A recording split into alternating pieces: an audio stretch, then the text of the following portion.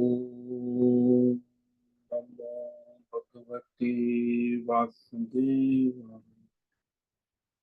ओम नमो भगवते वासुदेवाय। ओम नमो भगवते वासुदेवाय। ओम नमो भगवते वासुदेवाय। ओम नमो भगवते वासुदेवाय।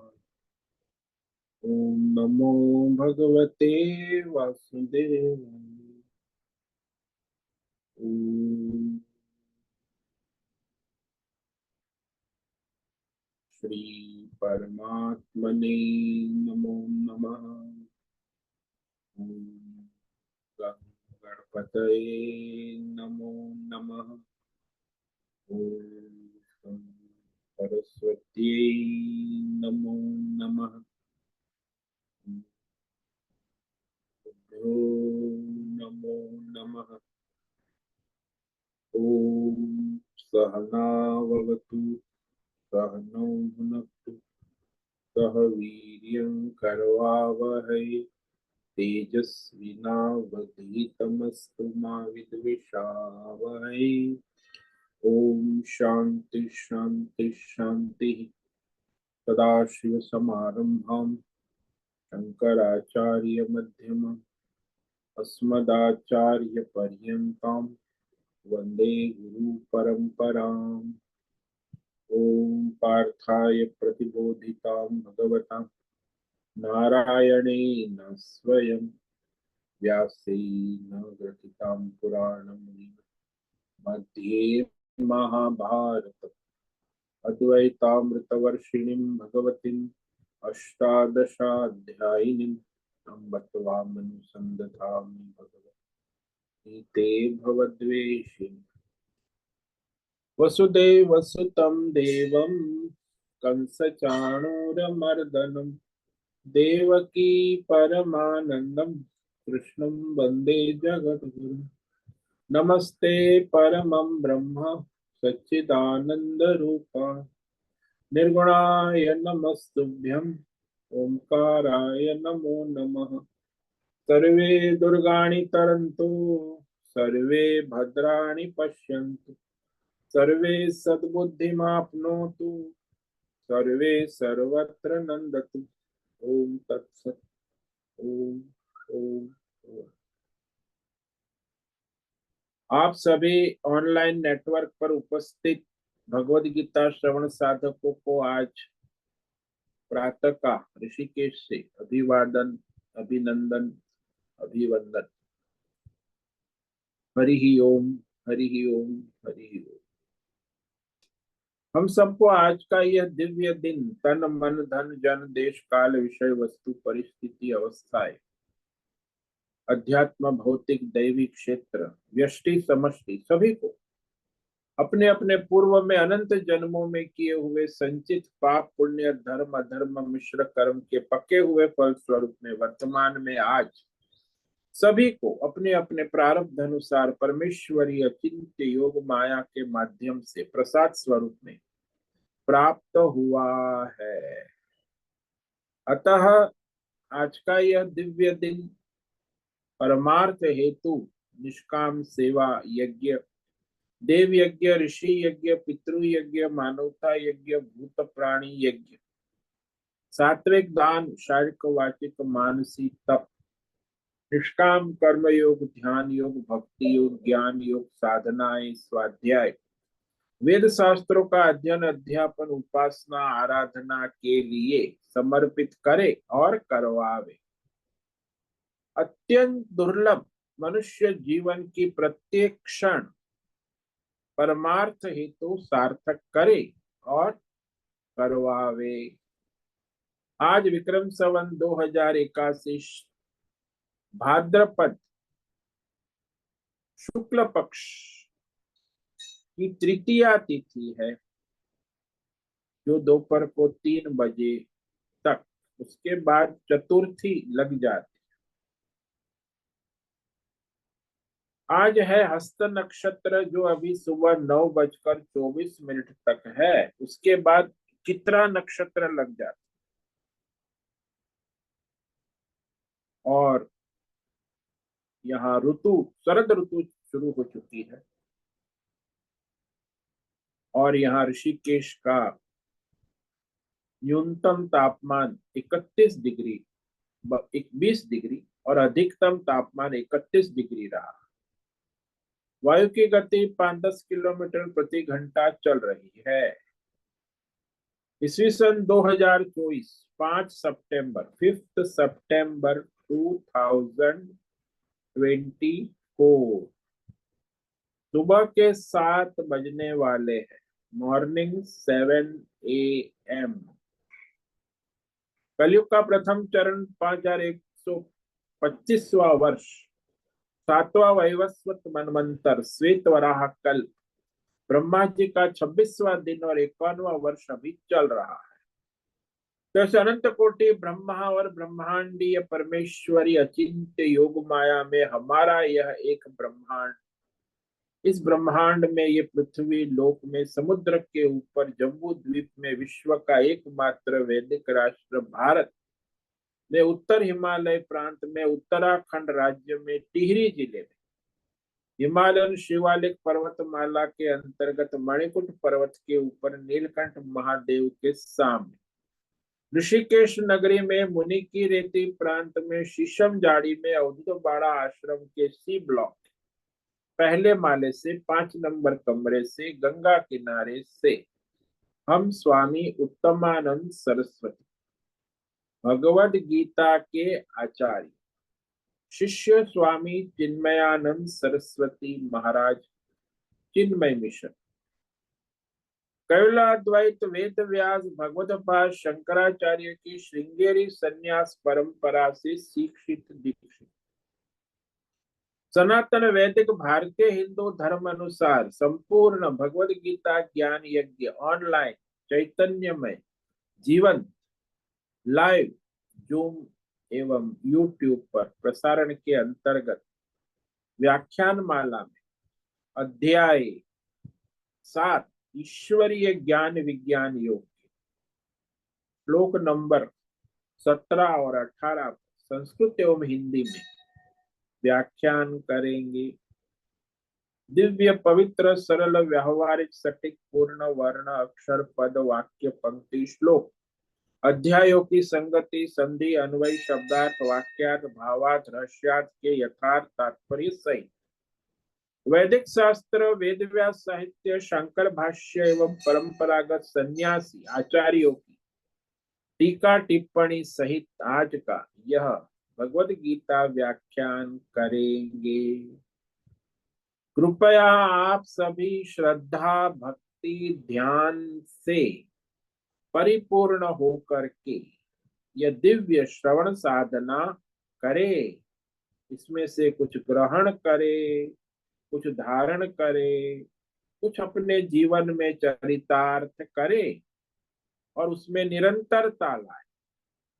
अपनी अपनी आध्यात्मिक भौतिक दैवी अशांति द्वंद्व मोह विक्षेपों से रहित होकर के अशास्त्रीय अधार्मिक अपरंपरागत भ्रम भ्रांतियों से रहित होकर के अपने अपने शरीर इंद्रिय प्राण मन वचन कर्म और बुद्धि से एक रूप एकाग्र होकर शुद्ध सात्विक सूक्ष्म भगवत विवेक बुद्धि करे, वेद शास्त्र एवं आचार्य परंपरा अनुसार विवेक करे और करवावे। पुनः पुनः इस व्याख्यान का श्रवण करे, मनन करे, चिंतन करे, लेखन करे, चर्चा विचारणा करे, प्रचार प्रसार करे, लिंक भेजे, ग्रुप में शेयर करे, अपना और सबका परम कल्याण करे और करवावे। ओम तत्सत।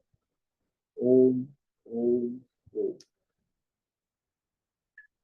तो कल हमने श्रीमद् भगवद गीता अध्याय 7 ज्ञान विज्ञान योग के श्लोक नंबर 17 पर व्याख्यान किया था, जिसमें भगवान आत्मज्ञानी भक्त की श्रेष्ठता सर्वश्रेष्ठता कह रहे हैं कि चारों प्रकार के भक्तों में जो आत्मज्ञानी भक्त है वो सर्वश्रेष्ठ।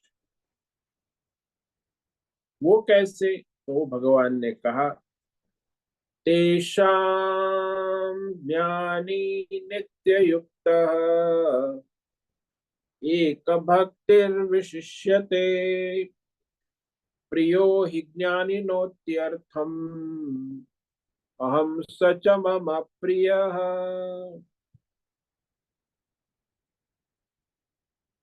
तेषाम यानी चार प्रकार के भक्त जो है, आर्त, अर्थार्थी, जिज्ञासु और ज्ञानी। इन चारों प्रकार के भक्तों में जो नित्य युक्त है, नित्य भगवान से एक ही रूप, एक भाव, एकत्व भाव जिसका बना है, नित्य युक्त, जुड़ा हुआ, एक भक्ति और अनन्य भक्ति भाव वाला आत्मज्ञानी भक्त, चारों में सर्वश्रेष्ठ, विशिष्यते, विशेष कहा। तो यहाँ भगवान ने उसमें दो विशेषण दिए, नित्य युक्त, एक भक्ति, ये नित्य जुड़ा हुआ एक ही भाव से, और अनन्य प्रेम भक्ति वाला आत्मज्ञानी भक्त। तो जैसे वो माता होती है, उसका छोटा 1 साल का संतान है, पुत्र है, तो वो उससे नित्य युक्त है, पुत्र भी उससे और माता भी उससे, 24/7। और अनन्य प्रेम भक्ति पुत्र को भी माता के प्रति है, माता को भी पुत्र के प्रति है। बस ठीक ऐसे ही आत्मज्ञानी की अनन्य भक्ति परमात्मा में होती है, ये उसकी विशेषता है कि वह एक भक्ति, जैसे प्रहलाद है, हनुमान जी है, मीरा है, तो चकोर पक्षी होता है, चंद्र कोई देखता है, तो इस तरह इसे एक भक्ति कहते। पतिव्रता नारी होती है तो वो एक भक्ति और नित्य युक्त कहा। तो वह, क्योंकि ज्ञानी जो आत्मज्ञानी को मैं अत्यंत प्रिय हूं, मैं यानी परमात्मा, और वह आत्मज्ञानी मुझे भी अत्यंत प्रिय है। ज्ञानी न अहम अत्यर्थम प्रिय च स भू मम प्रिय, यानी दोनों एक दूसरे से प्रिय। प्रिय का जो अर्थ होता है प्रीणाति इति प्रिय, जिसमें एकत्व का अनुभव होता है, जिसके दर्शन से हम प्रसन्न हो जाते हैं, एकत्व का भाव होता है, वो प्रिय है। संसार में जो मनुष्य को सबसे ज्यादा प्रिय यदि कोई चीज है तो उसकी आत्मा है, और सारे विषय जो संसार के प्रिय है वो उसकी आत्मा के लिए ही प्रिय है। आत्मनस्तु कामाय सर्वम प्रियम भवति।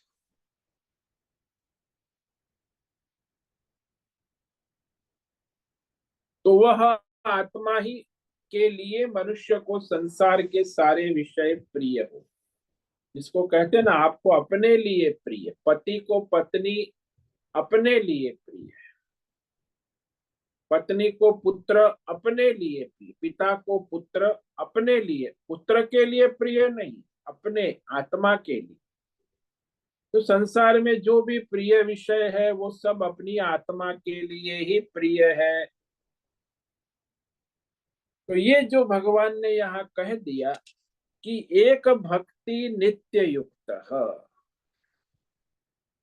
एक तो नित्य जुड़ा हुआ है, दूसरा एक भक्ति है, तो वो कैसे? यहाँ कहते हैं कि आत्मज्ञानी जो है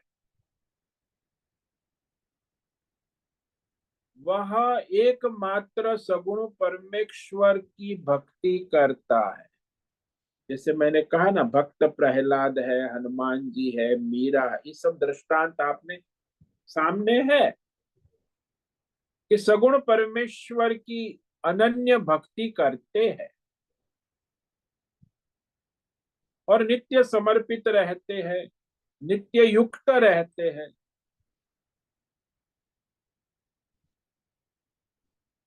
तो वो किसी जीव को, जगत के किसी विषय को माध्यम नहीं बनाते, या तो किसी देवी देवता को भी माध्यम न बनाकर अपने सर्वज्ञ सर्वेश्वर परमात्मा को ही, चाहे सगुण हो चाहे निर्गुण हो, उनकी अनन्य भक्ति करते हैं।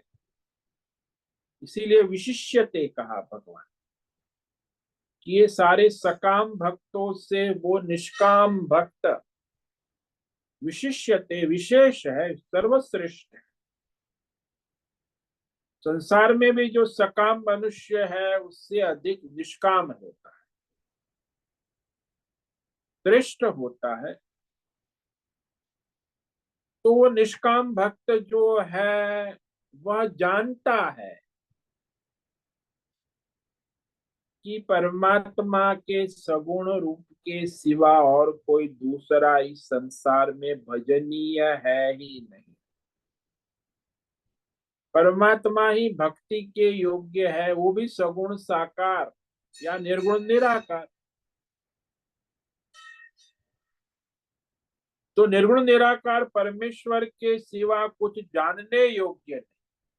तो भक्ति जो होती है वो सगुण साकार ईश्वर की होती है, और ज्ञान योग जो है वो निर्गुण निराकार परमेश्वर जानने योग्य है।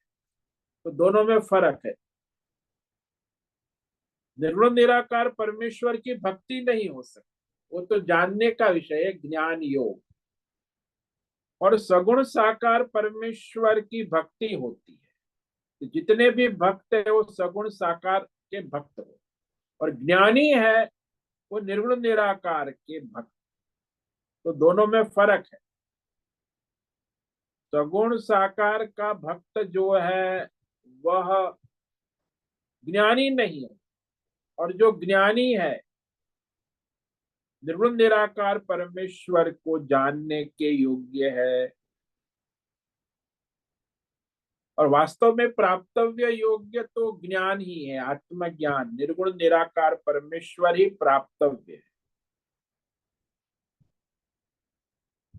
क्योंकि जिससे प्राप्ति होगी वह भी वही है। सगुण साकार से जो प्राप्ति, वो भी निर्गुण निराकार ही है। यानी अंतिम प्राप्ति तो निर्गुण निराकार परमात्मा की ही जानने योग्य है। जिससे प्राप्ति होगी वह भी सगुण साकार रूप है ना, परमेश्वर। और जिसकी प्राप्ति होगी वह निर्गुण निराकार परमात्मा, क्योंकि जानता है कि निर्गुण निराकार परमेश्वर के अतिरिक्त और कोई संसार में ईश्वर परमेश्वर नहीं है। और भजनीय जो है वो सगुण साकार परमेश्वर है। इसीलिए वो दोनों को जानता है कि भाई भजन करना है, भक्ति करनी है तो सगुण साकार की, और ज्ञान प्राप्त करना है तो निर्गुण निराकार परमेश्वर का। ये वो अच्छी तरह जानता है और प्रयत्न भी करता है, अभ्यास करता है। इसीलिए ये आत्मज्ञान के मार्ग पर चलने वाला जो भक्त है, विशिष्यते, यानी तीन प्रकार के आर्त अर्थार्थी जिज्ञासु भक्तों से उच्च कोटि का हो जाता है। क्योंकि तीनों भक्त सकाम है ना। एक तो जिज्ञासा कर रहा है, दूसरा है वो आर्त है, दुख को दूर करना चाहता है, तीसरा है अर्थार्थी है, सुख प्राप्त करना चाहता। तो इस प्रकार चारों प्रकार के भक्तों में सबसे ऊपर सर्वश्रेष्ठ जो है वो ये निष्काम भक्त, जो सगुण भगवान को भजता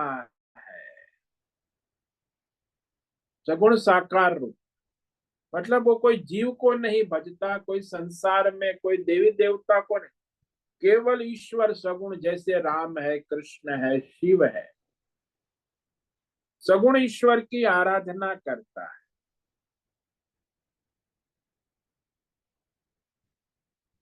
तो ये ज्यादातर मनुष्य जो है ईश्वर की आराधना अपनी कामना पूर्ति के लिए करते हैं। इसमें भी वो ईश्वर को देवता मानते हैं। ईश्वर को ईश्वर मानने वाले भी बहुत कम है। वो भी एक देवता है, मनोकामना पूर्ण कर। तो जैसे इंद्र है, वरुण है, सूर्य है, सरस्वती है, लक्ष्मी है, तो वो उचित नहीं। परमेश्वर को देवता मानकर आराधना कर अपनी मनोकामना पूर्ण करना, तो वो तो सकाम निकृष्ट कृष्ट का काम होता है। वो सकाम जो परमेश्वर मानकर भगवान श्री कृष्ण पुरुषोत्तम, राम पुरुषोत्तम और शिव को मानता है, श्रद्धा भक्ति और ध्यान से भगवान को भजता है, इसलिए उसकी विशेषता है।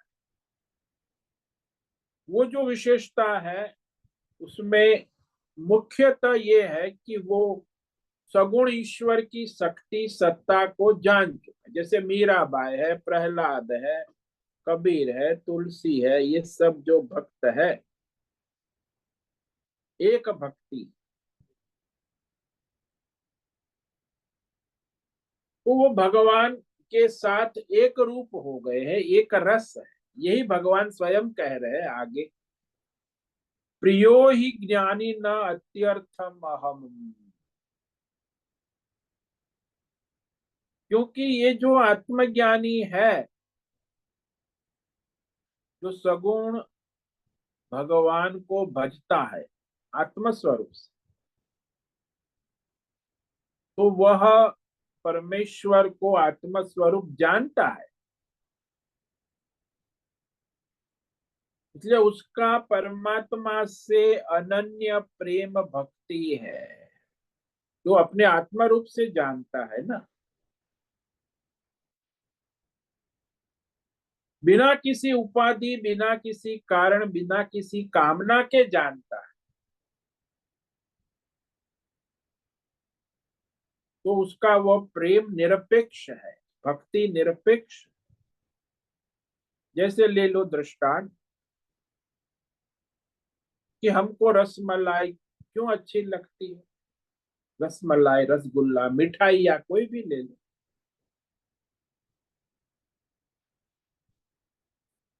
तो कहेंगे अरे जीवा पर उसका स्वाद अच्छा लगता है। स्वाद,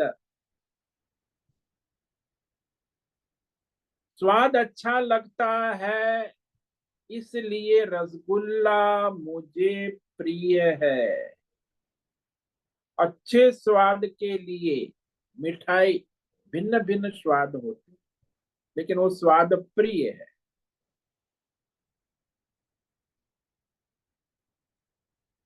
लेकिन स्वाद कहाँ लगता है?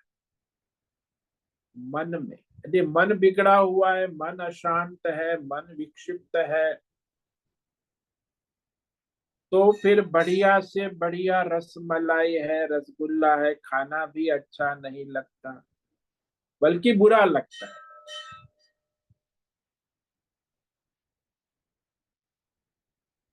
तो यदि मन के लिए प्रिय नहीं है, तो वह स्वाद प्रिय नहीं लगता। भाई मन को भी अच्छा लगना चाहिए, तब तो स्वाद प्रिय। मन के लिए प्रिय नहीं तो स्वाद भी प्रिय नहीं लग सकता है। तो आप आगे प्रश्न पूछेंगे कि अरे मन को अच्छा लगने वाले को तो तुम क्यों चाहते हो?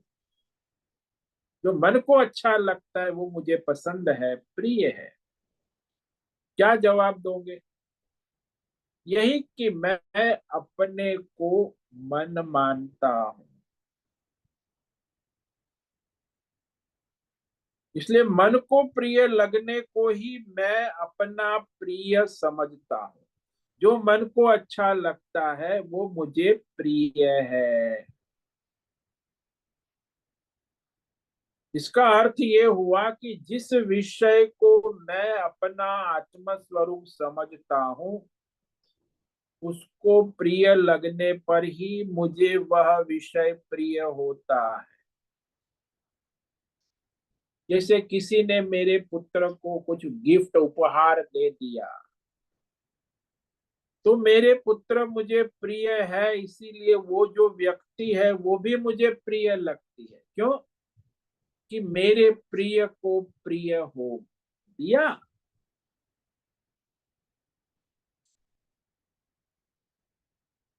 तो जब मैं अपने सच्चिदानंद आत्म स्वरूप को प्रिय जानता हूं, समझता हूं, तब उसके लिए ही मुझे सारे संसार के विषय प्रिय होते हैं।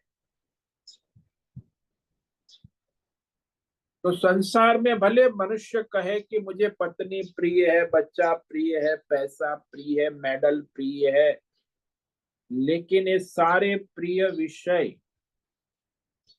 अंततो गत्वा जो है अपनी आत्मा से ही प्रिय होते हैं। क्योंकि सारा का सारा जो है मुझे सब विषय, वस्तु, भौतिक हो, अध्यात्म हो, दैव हो, प्रिय हो, वो अपने आत्मा के लिए ही होती है। क्योंकि सबसे ज्यादा प्रिय हमें अपनी आत्मा है, और उसके लिए ये सारे विषय, भौतिक, अध्यात्म, दैव हमें प्रिय लगते हैं। अपने आत्मा से ही जुड़ाव है। इसलिए वेद शास्त्र कहता है, योन्याम देवताम उपास्ते, जो अपने आत्मा से भिन्न मानकर अन्य अन्य देवी देवता की उपासना करता है, वो परम आत्म लाभ, आत्म फल को नहीं प्राप्त कर पाता है। वो लौकिक, भौतिक, अध्यात्म, दैव फल को प्राप्त कर लेता है। तो संसार में जितने भी विषय है, भौतिक हो, अध्यात्म हो, दैव हो, सब अपनी आत्मा के लिए ही प्रिय हो। आप कहो कि मुझे मेरा फ्लैट प्रिय है, मेरे लिए प्रिय। मुझे मेरी पत्नी प्रिय है, पति प्रिय है, मेरे लिए। पुत्र प्रिय है, मेरे लिए। रिश्तेदार, सगे संबंधी, कोई किसी के लिए, सब अपने मेरे लिए प्रिय, आत्मा के लिए प्रिय। तो ये विशेषता है कि सारे विषय आत्मा के लिए प्रिय होते, अर्थात अपने आत्मा के लिए प्रिय होने का मतलब ये हो कि अपना आत्मा हमें सबसे अधिक प्रिय है। हम क्यों सुखी होना चाहते हैं, इसका जवाब दोगे। इसलिए सबसे ज्यादा प्रिय कौन होता है? अपना आत्मा, अपना आपा, मैं। और वो मैं हूं आत्मा, सच्चिदानंद परमात्मा का ही स्वरूप। इसीलिए आत्मज्ञानी जो है सच्चिदानंद परमात्मा को ही अपनी आत्मा समझता है। इसीलिए आत्मज्ञानी को मैं, परमात्मा अधिक प्रिय है, सर्वाधिक प्रिय। अत्यर्थ कहा ना, क्योंकि वो आत्मज्ञानी है ना। जो अज्ञानी है वो ये नहीं रहस्य जानता, वो जानता है, वो कहता है मुझे पत्नी प्रिय है, पुत्र प्रिय है, मेरा फ्लैट प्रिय है, मेरी कार प्रिय है, तो परिवार, पैसा, पद, प्रतिष्ठान, मेडल, गोल्ड, ये सब प्रिय है। लेकिन जो आत्मज्ञानी है वो जानता है कि नहीं, ये कोई प्रिय इसके लिए नहीं, मेरे लिए है, आत्मा के लिए है। आपने विवाह किया पत्नी के लिए नहीं, अपनी आत्मा के लिए। आपने पुत्र प्राप्त किया, पुत्र के लिए नहीं, अपनी आत्मा के। आपने फ्लैट बनाया, मोटर गाड़ी मंगाया, वो मोटर गाड़ी बंगला के लिए नहीं, अपने लिए, आत्मा के। तो जो भी प्रिय संसार में विषय है वो सब जीव को अपनी आत्मा के लिए ही प्रिय हो। तो सर्वाधिक प्रिय आत्मा, अत्यर्थ प्रिय है। और बिना कारण ही प्रिय है, क्योंकि अगले श्लोक में कहेंगे कि आत्मज्ञानी तो मेरी आत्मा ही है, मैं उसका आत्मा हूं, अतः मैं उससे अत्यधिक प्रिय हुआ। वह मेरा आत्मा है, मैं उसकी आत्मा, यानी वह मेरा अत्यधिक प्रिय आत्मा हुआ। तो यहाँ जो चार प्रकार के भक्त कहे, आर्त, अर्थार्थी, जिज्ञासु, ज्ञानी, उसमें ये जो आत्मज्ञानी है वह भक्त की भगवान ने विशेषता कही, विशिष्यते, सर्वश्रेष्ठ भक्तों में विशेष है, क्योंकि वो आत्मा रूप से जानता है ना, आत्मज्ञानी। और इस तरह यहाँ स्पष्ट हो गया कि भगवान ने कह दिया कि केवल केवल केवल वह जो आत्मज्ञानी को मैं अत्यंत प्रिय हूं, वैसे ही मुझे भी आत्मज्ञानी अत्यंत प्रिय है। यानी एकत्व हो गया। तो अधिक कहा, यानी अधिक का मतलब सबसे, पत्नी से, पुत्र से, धन संपत्ति से, मेडल से, सबसे अधिक प्रिय है आत्मा। अब आत्मज्ञानी मुझे अत्यंत प्रिय है सुनने से तुरंत उपस्थित हो जाता है कि बाकी तो प्रिय नहीं होंगे। तुरंत ऐसा लोगों को, अरे भगवान को तो, भगवान भी पार्शियलिटी करते हैं, राग द्वेष करते हैं, कोई प्रिय है कोई अप्रिय, तो बाकी तीन भक्त क्या भगवान को अप्रिय है? तो भगवान को प्रिय नहीं होंगे। यद्यपि भगवान में अत्यर्थ शब्द का अधिक कहा, अत्यधिक, इसका रहस्य हो गया कि प्रिय को दूसरे सभी भक्त है तीनों, लेकिन वह कहते हैं कि इसे नजरअंदाज करने से वह शंका उठ जाती है कि जिस तरह से वेद कहता है, जो श्रद्धा, भक्ति और ज्ञान से ईश्वर की उपासना करता है वो श्रेष्ठ है। शास्त्रों में कहा है वीर्यवतरम भवती।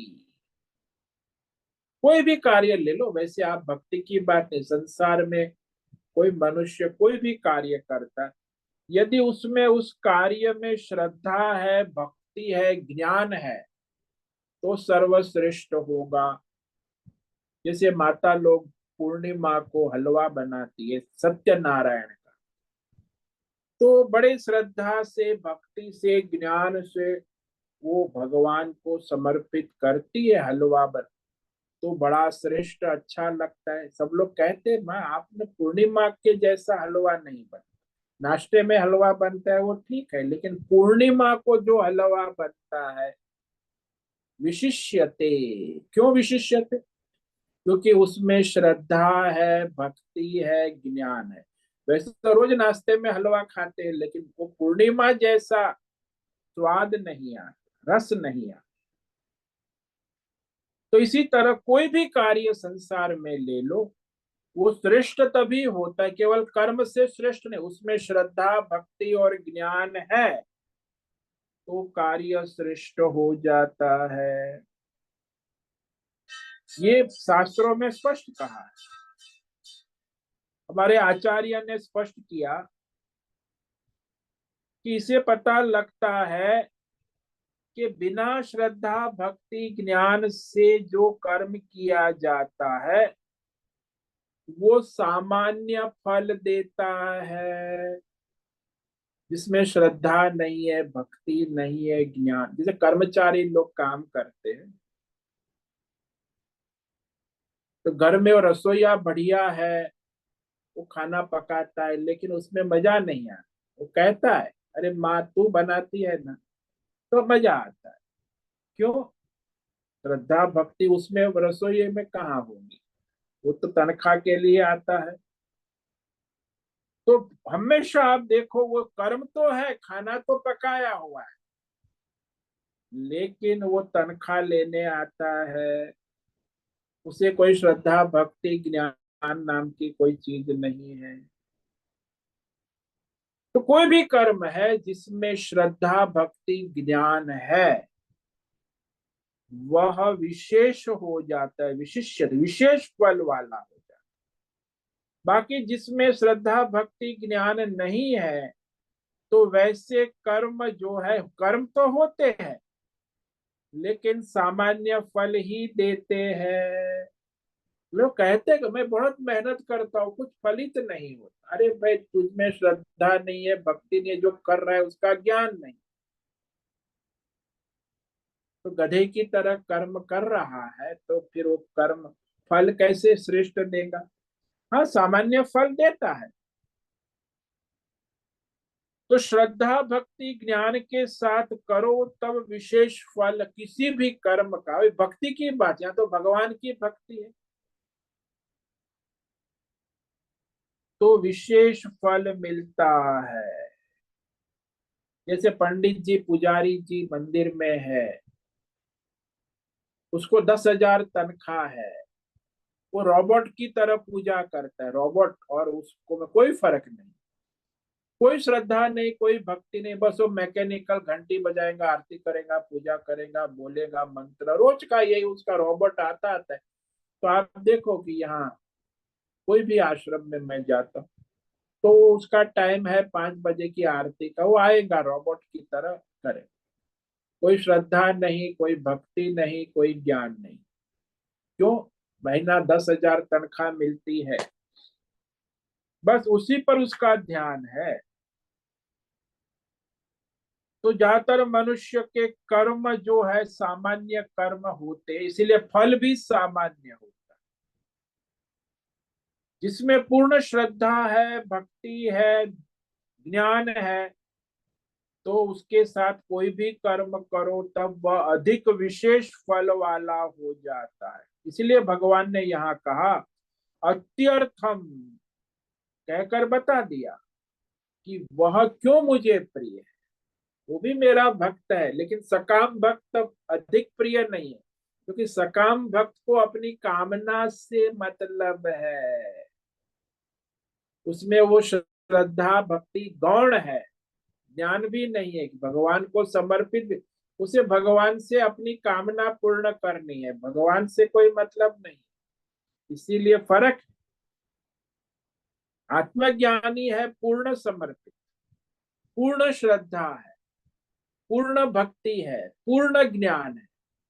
और यहाँ जो सकाम भक्त है, आर्थ अर्थार्थी जिज्ञासु, वो अपूर्ण ज्ञानी है, अपूर्ण भक्त है, अपूर्ण श्रद्धा है। इसीलिए भगवान ने कहा अत्यर्थम, मुझे आत्मज्ञानी विशेष प्रिय है। अत्यर्थम यहाँ विशेष विवेक करे, ये शब्द भगवान ने कहा। तो वह बुद्धि विवेक करके जाने कि भगवान जो कह रहे हैं वो मुझे प्रिय है। उसका मतलब ये नहीं कि दूसरे भक्त प्रिय नहीं है, वो भी प्रिय है, लेकिन इसमें ये विशेषता है, वो सामान्य कैटेगरी के भक्त है, ये विशेष कैटेगरी का भक्त है। यह आर्त अर्थार्थी और जिज्ञासु भगवान को प्रिय मानते ही नहीं, कहते हैं कि वह वर्तमान में जो अनेक प्रकार के संप्रदाय वाले लोग हैं तो वो आर्त अर्थार्थी को भगवान को प्रिय मानते ही नहीं। कहते हैं कि आर्त अर्थार्थी जो है वह अर्थ प्राप्ति के लिए भक्ति करने की अपेक्षा तो भक्ति नहीं करना अच्छा है। ऐसे कई संप्रदाय हैं। तो केवल निष्काम भक्ति करना ही उचित है, सकाम भक्ति करनी नहीं चाहिए। ऐसे बहुत संप्रदाय आज चल रहे हैं संसार में। तो इस शंका का समाधान होना आवश्यक है। तो भगवान स्वयं ही इसका समाधान देते हैं आगे श्लोक 18 में, कि चाहे वो सकाम भक्त हो चाहे वो निष्काम भक्त हो, वह सब प्रकार की भक्ति मनुष्य के लिए कल्याणकारी है। वो कैसे है कल्याणकारी? तो ये आगे के श्लोक में भगवान कहते हैं कि सारे भक्त मेरे ही भक्त हैं, चाहे सकाम हो चाहे निष्काम हो। लेकिन उसमें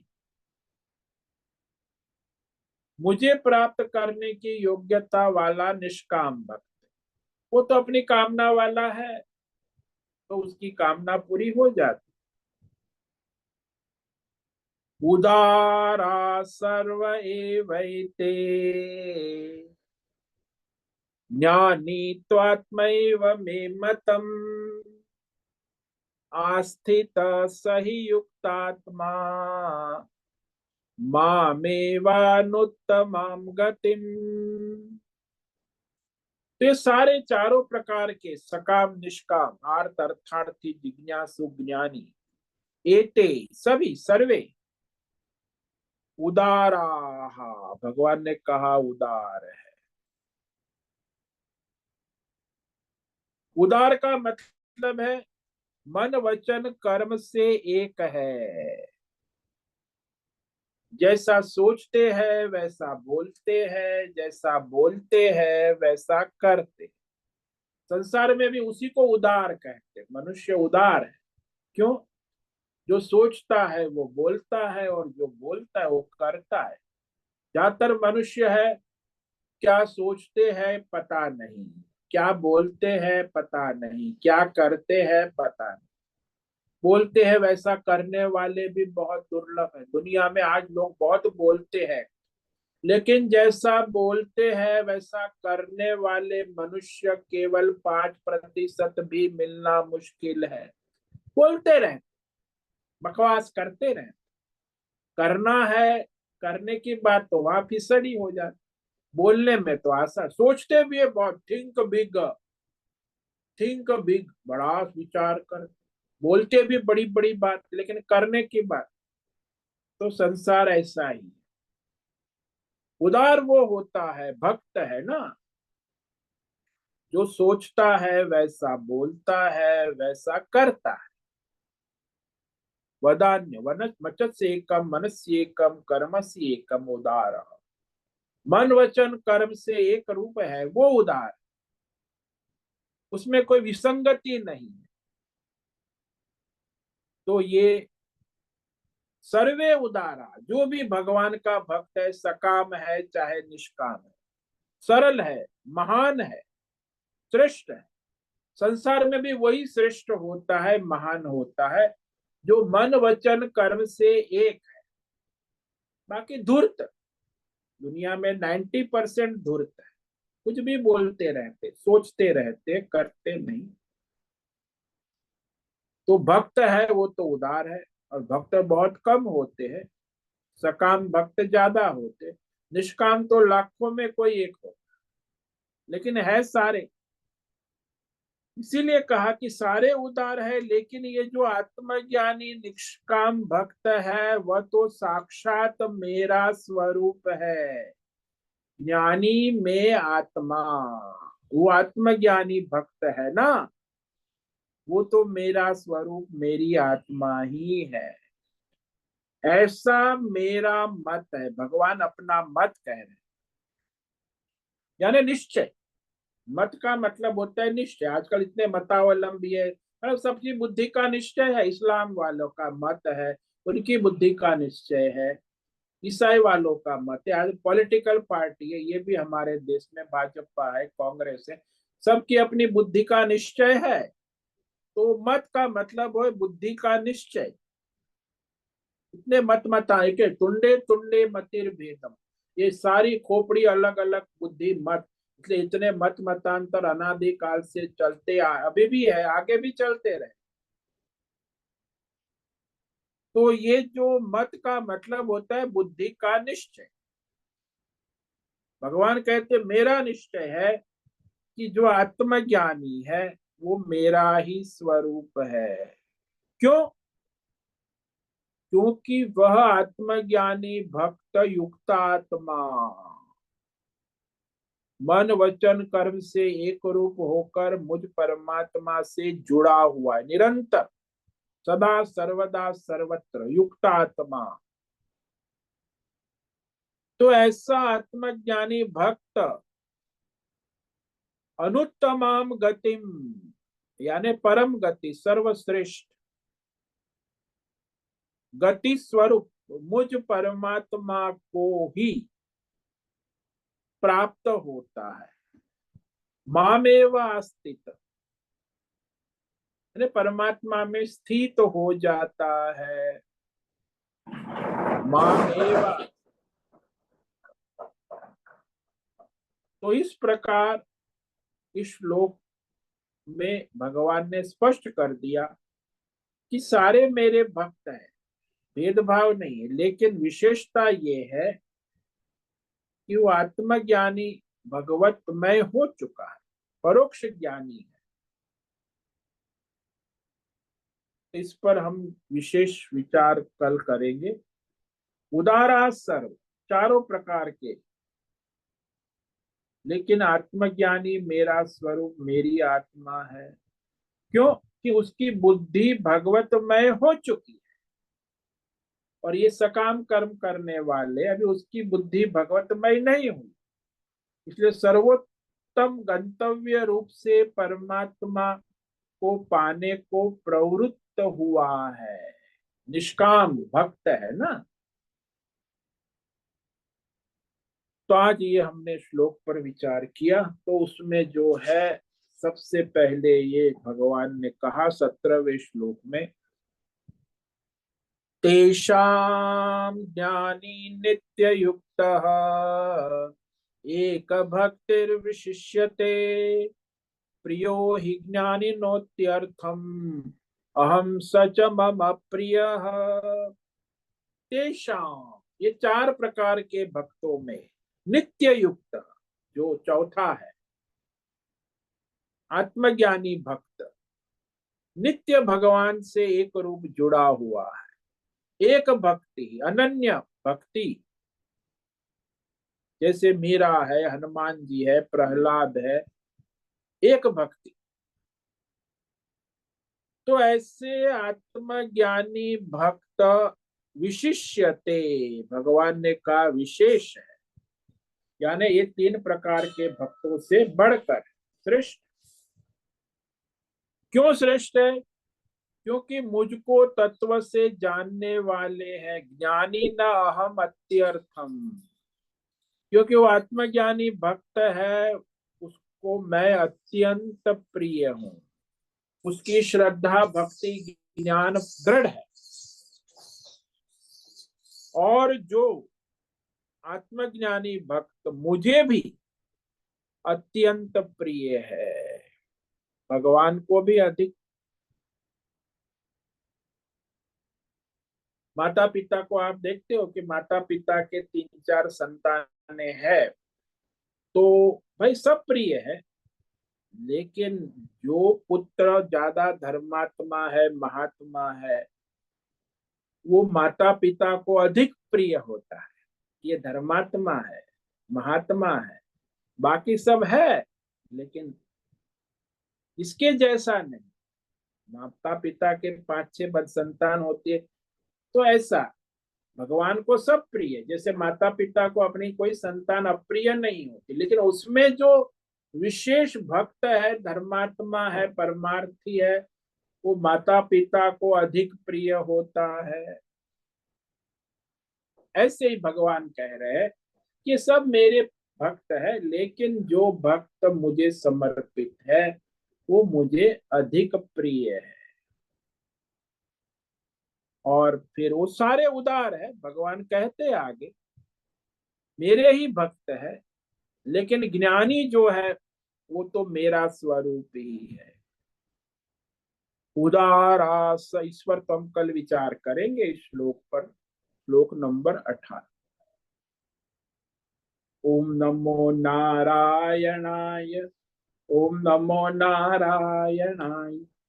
ओम नमो नारायणाय। ओम नमो नारायणाय। ओम नमो नारायणाय। ओम नमो नारायणाय। कायेन वाचा मनसेन्द्रियैर्वा बुद्ध्यात्मना वा प्रकृते स्वभावा करोमि यद्यत् सकलं परस्मै नारायणायेति समर्पयामि।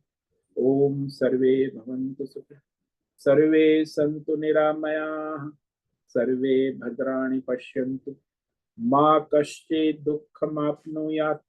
अस्तु मा सद्गमय, तमसो मा ज्योतिर्गमय, मृत्योर्मा मृतंगमय। ओम पूर्णमद पूर्णमिदं पूर्णात् पूर्णमुदच्यते पूर्णस्य पूर्णमादाय पूर्णमेवावशिष्यते।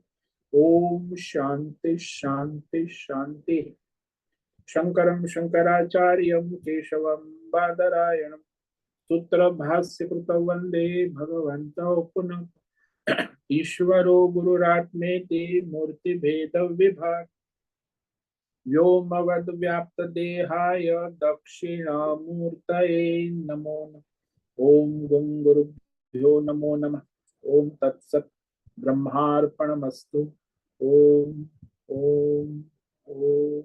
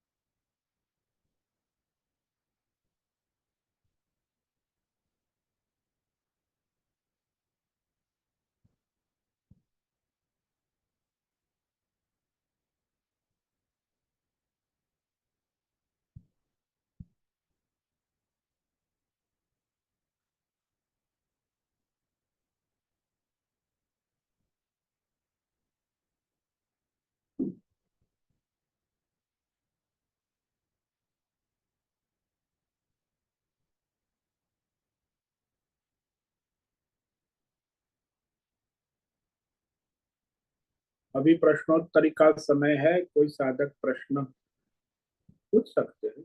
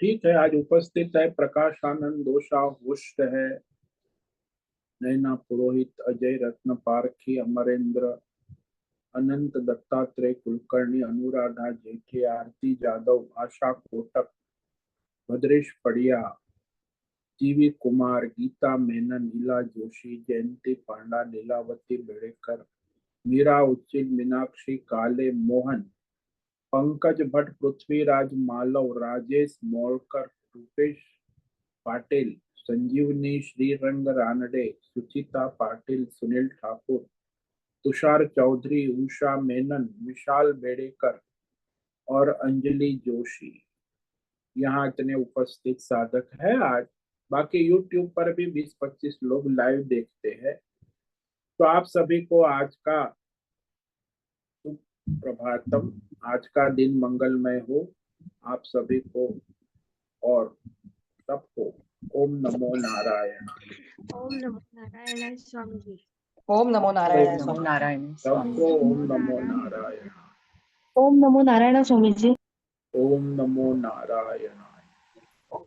मुझसे निवेदन है आज का सत्संग पूर्ण करें। ओम नमो नारायण। आज का दिव्य सत्संग हम यही पूर्ण करते हैं। सभी साधकों को ओम नमो नारायणाय। सभी ओम साधकों को नमो ओम नमो नारायणाय। नारायणाय।